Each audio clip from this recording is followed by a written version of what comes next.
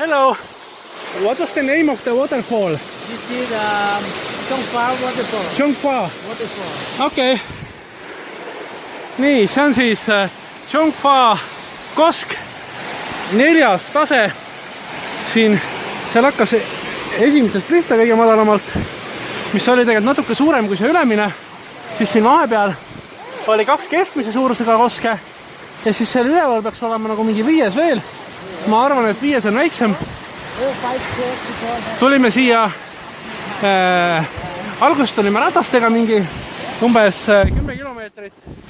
Siis sealt tulime jala metsa seest, ma ei tea, ma ütleks, et 2-3 kilomeetrit ikka.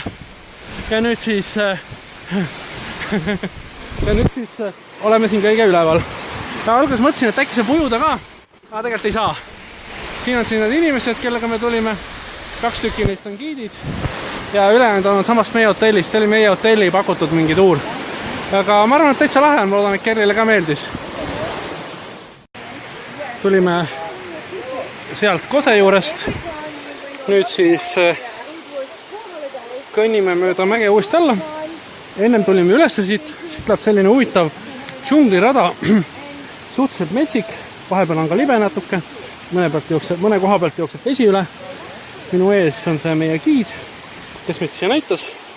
Tegelikult on see rada suht tähistatud.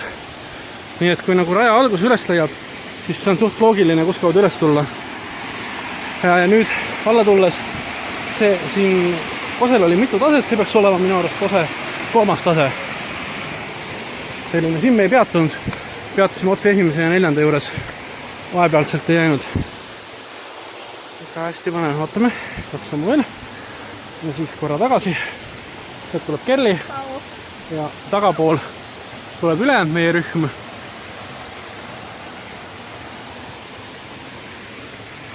Nii.